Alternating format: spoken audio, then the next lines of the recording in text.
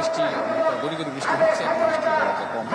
বিএনপির যে আজকের যে নয়াপল্টন কেন্দ্রীয় কার্যালয়ের সামনে যে আজকের যে সমাবেশ, এই সমাবেশের আনুষ্ঠানিক প্রস্তুতি শুরু প্রায় শেষ পর্যায়ে। কিছুক্ষণ পর বলা যায় দুইটার কিছুক্ষণ পরে বলতে আজকের যে সমাবেশ, অর্থাৎ বিএনপি চেয়ারপারসন সমাবেশ করছে বিএনপি, এই সমাবেশ কিছুক্ষণ পরে শুরু হবে, 2:30টার দিকে শুরু হবে। এখন শেষ পর্যায়ে প্রস্তুতি শেষ, নেতাকর্মীরা এখানে খন্ড খন্ড মিছিল নিয়ে আসছেন। তারা এখানে স্লোগান দিচ্ছেন তাদের দলের চেয়ারপারসনের মুক্তির দাবিতে। তারা বলছেন তাদের যে ন্যায্য দাবি আদায় করার জন্য তারা মূলত রাজপথে এসেছেন।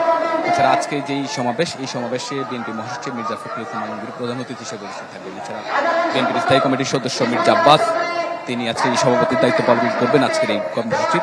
এখানে আপনি জানেন যে আজকে দীর্ঘদিন ধরে বিএনপি তাদের যে চলমান আন্দোলন, এক দফার দাবিতে আন্দোলন করে আসছে। মূলত আজকে এখানে বেগম জিয়ার মুক্তির দাবিতে মূলত 8 মাস পরে তারা যে তাদের চেয়ারপারসন মুক্তির দাবিতে তারা সমাবেশ এখানে করছে পল্টনে। এই পল্টনে এই সমাবেশকে কেন্দ্র করে ঢাকা ছাড়াও ঢাকার পার্শ্ববর্তী যে জেলা এবং মহানগর আছে সেখানকার নেতৃবৃন্দরা এখানে আসবেন। আমরা ইতিমধ্যে দেখেছি কিছুক্ষণ আগে ঢাকা জেলা বিএনপির যে সদস্য নিপুণ রায় চৌধুরীর নেতৃত্বে একটি মিছিল এখানে এসেছে।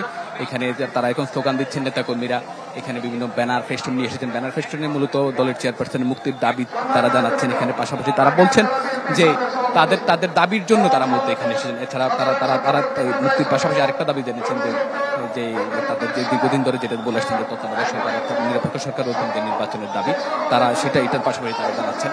এই বৃষ্টির কারণে সকাল থেকে কিছুটা বিঘ্ন হলেও নেতাকর্মীদের অবস্থান এখন বলা যায় আস্তে আস্তে নেতাকর্মীদের অবস্থান বাড়ছে। এখন তারা এখানে ভিড় করছেন।